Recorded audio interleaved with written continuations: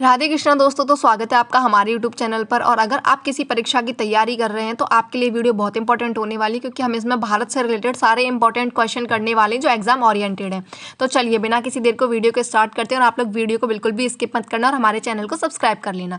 तो पहला क्वेश्चन है, भारत का क्षेत्रफल विश्व के कुल कितने क्षेत्रफल का कितना प्रतिशत है?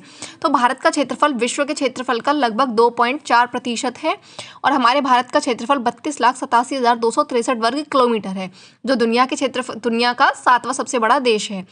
जनसंख्या के अकॉर्डिंग भारत पहले नंबर। अब देखिए नेक्स्ट क्वेश्चन ये आ गया कि जनसंख्या की दृष्टि से भारत का विश्व में कौन सा स्थान है? तो जनसंख्या की दृष्टि से भारत का विश्व में, इसमें गलत है दोस्तों, दूसरा नहीं है, पहला स्थान है। दूसरा स्थान पहले था। अब वर्तमान डाटा के अकॉर्डिंग भारत जो है दुनिया का जनसंख्या के अकॉर्डिंग पहला देश बन चुका है।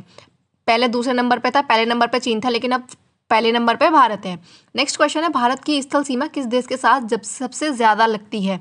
तो दोस्तों मैं आपको बता दूं, इसका ऑप्शन नंबर डी होगा, बांग्लादेश। हमारा भारत जो है बांग्लादेश के साथ सबसे ज़्यादा सीमा साझा करता है। वहीं सबसे कम सीमा की बात की जाए तो सबसे कम सीमा वो अफगानिस्तान के साथ साझा करता है। तो बांग्लादेश के साथ जो है हमारा भारत 4096 किलोमीटर की सीमा साझा करता है। वहीं अगर अफगानिस्तान के साथ बात की जाए तो वो 106 किलोमीटर की सीमा साझा करता है। नेक्स्ट क्वेश्चन है, भारत में सबसे ठंडा स्थान कौन सा है?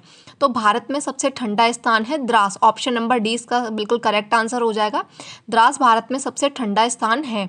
तो द्रास जो है वो कारगिल जिले का एक शहर है, लेह में। इसे लद्दाख का प्रवेश द्वार भी कहा जाता है। तो दोस्तों नेक्स्ट क्वेश्चन है, भारत एशिया के किस भाग में स्थित है? तो आप लोगों को मैं बता दूं, इसका राइट आंसर होगा ऑप्शन नंबर ए। भारत जो है वो एशिया के दक्षिण एशिया का भाग है, यानी हम आपको पता है भारत एशिया में पड़ता है और एशिया के भी दक्षिण भाग में पड़ता है। तो इससे थोड़ी सी रिलेटेड आपको जानकारी दे दें, भारत जो है वो दक्षिण एशिया के देशों में से, दक्षिण एशिया में भारत आता है, पाकिस्तान आता है, अफगानिस्तान आता है, श्रीलंका आता है, बांग्लादेश, भूटान, नेपाल और मालदीव जैसे देश जो हैं एशिया में शामिल है। दक्षिण एशिया में भारत जो है उपमहाद्वीप से जुड़ा हुआ है। भारत का एकमात्र देश जो बाघ और शेर दोनों के विश्व का एकमात्र देश जहां पर बाघ और शेर दोनों पाए जाते हैं। तो इसका करेक्ट आंसर होगा option number C, Bharat. Bharat एकमात्र ऐसा देश है जहां पर बाघ और शेर दोनों पाए जाते हैं। तो भारत विश्व का एकमात्र ऐसा देश जहां जंगल में बाघ और शेर दोनों पाए जाते हैं। भारत बंगाल टाइगर का घर है, जो देश में पाए जाने वाले बाघों की सबसे आम उप प्रजाति है, और एशियाई शेर जो केवल गुजरात राज्य के गिर राष्ट्रीय उद्यान में पाए जाते हैं। तो नेक्स्ट क्वेश्चन पे चलते हैं। देखो दोस्तों आपको पता है, नेक्स्ट क्वेश्चन है, रेड क्लिफ रेखा भारत को किस देश से अलग करती है? तो आपको पता है रेड क्लिफ रेखा किन दो देशों के बीच है? भारत और पाकिस्तान के बीच है। तो इसका ऑप्शन नंबर बी जो है करेक्ट आंसर हो जाएगा। नेक्स्ट क्वेश्चन पर चलते हैं। रेड क्लिफ रेखा जो है भारत और पाकिस्तान के बीच है, इस बात को आप ध्यान रखना। नेक्स्ट क्वेश्चन है, भारत की अधिकांश पश्चिमी सीमा किस पड़ोसी देश के साथ लगती है? यानी पश्चिमी सीमा भारत की किस देश के साथ लगती है? तो ऑप्शन नंबर डी इसका करेक्ट आंसर हो जाएगा, पाकिस्तान। भारत की अधिकांश पश्चिमी सीमा जो है पाकिस्तान के साथ लगती है। और नेक्स्ट और थोड़ी सी इन्फॉर्मेशन ले लेते हैं। भारत और पाकिस्तान के बीच जो सीमा है वो 23 किलोमीटर लंबी है। जैसे उसकी बांग्लादेश के साथ 4096 किलोमीटर थी, इसके साथ 23 किलोमीटर है। हम और फैक्ट्स को रिवाइज करते जाएंगे। नेक्स्ट क्वेश्चन है, भारत का कौन सा पड़ोसी देश पूर्व में पूर्वी पाकिस्तान था?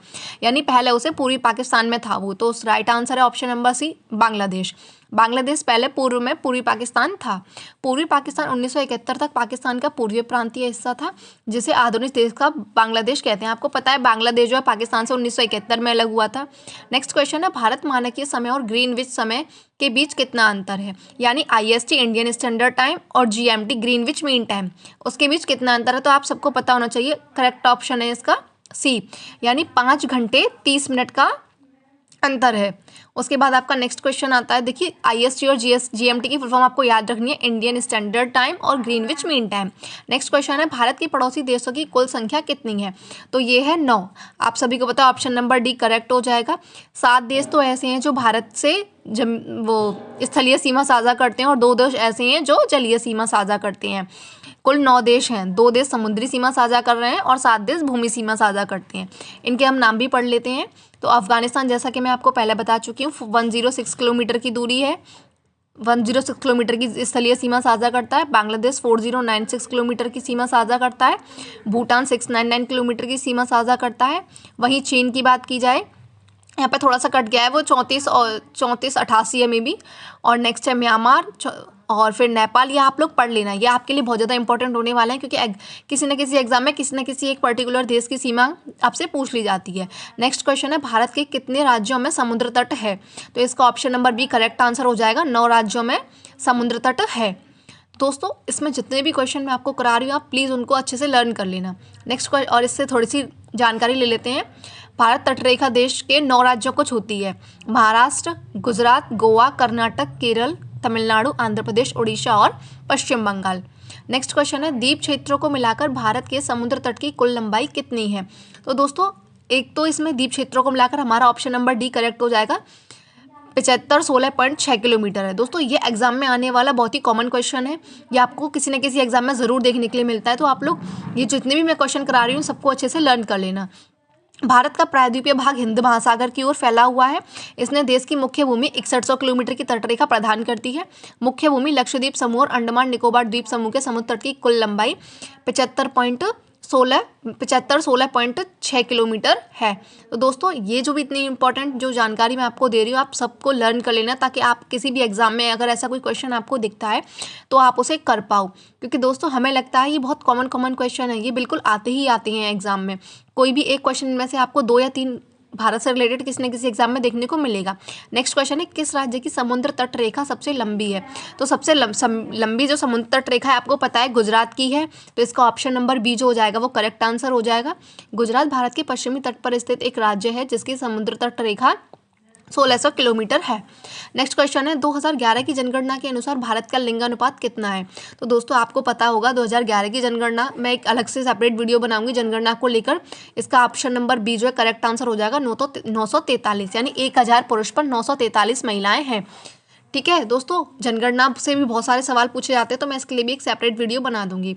क्वेश्चन नेक्स्ट है, भारतीय संविधान के कितने भाग हैं? तो दोस्तों आपको पता होगा इसका आंसर हो जाएगा ऑप्शन नंबर डी, बिल्कुल करेक्ट है, 25 भाग हैं, क्योंकि वर्तमान में 25 भाग हैं। तो नेक्स्ट क्वेश्चन है, भारत का संविधान किसके द्वारा हस्तलिखित है? यानी भारत का जो संविधान है उसे हाथों से किसने लिखा है? तो आपका ऑप्शन नंबर डी बिल्कुल करेक्ट हो जाएगा, प्रेम बिहारी नारायण रायजादा ने लिखा है। नेक्स्ट क्वेश्चन है, भारत में स्टैचू ऑफ यूनिटी दुनिया की सबसे ऊंची प्रतिमा है, यानी स्टैचू ऑफ यूनिटी जो प्रतिमा है वो इनमें से किसकी है? तो आपका ऑप्शन नंबर भी बिल्कुल करेक्ट आंसर हो जाएगा, वो सरदार वल्लभ भाई पटेल की प्रतिमा है। और दोस्तों ये कहाँ पर है आपको मैं बता दूं, ये गुजरात में है, नर्मदा नदी के किनारे है। इसे स्टैचू ऑफ यूनिटी कहते हैं और इसकी जो ऊंचाई है वो 182 मीटर है। तो चलिए बढ़ते हैं अपने नेक्स्ट क्वेश्चन पर। दोस्तों आप लोग याद रखना, ये नर्मदा नदी के किनारे पर है और 182 मीटर ऊंची है। और किसकी मूर्ति प्रतिमा है ये? स्टैचू ऑफ यूनिटी, ये भी आ जाता है तो ये सरदार वल्लभ भाई पटेल की है। निम्नलिखित में से क्या भारत और श्रीलंका को विभक्त करता है? यानी कि जो नीचे आपको ऑप्शन दे रखे हैं इनमें से कौन है जो भारत और श्रीलंका को अलग करता है? तो ऑप्शन नंबर सी आपका करेक्ट आंसर हो जाएगा, पाक जलडमरू मध्य, यानी पाक जलडमरू संधि है जो भारत और श्रीलंका को अलग करती है। भारत और बंगाल की खाड़ी, भारत और श्रीलंका के बीच बंगाल की खाड़ी का, मतलब आप इसको याद रखना कि पाक जलडमरू भारत और श्रीलंका को अलग करता है। नेक्स्ट क्वेश्चन है, निम्नलिखित में से कौन सा देशांतरीय भारतीय मानक समय निर्धारित करता है?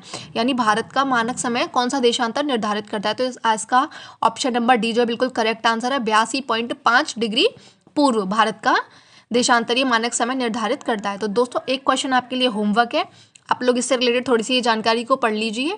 देन उसके बाद मैं आपको एक क्वेश्चन होमवर्क दूंगी, आपको उसका आंसर कमेंट करके मुझे बताना है, अगर आपको आता है तो ज़रूर। और ऐसे भी और वीडियोस देखने के लिए दोस्तों मेरे चैनल को सब्सक्राइब करना। और आपका होमवर्क है, भारतीय मोबाइल नंबरों का देश कोड क्या होता है? मुझे लगता है ये सब बच्चों को आता होगा, तो इसका आंसर कमेंट करना ना भूलें।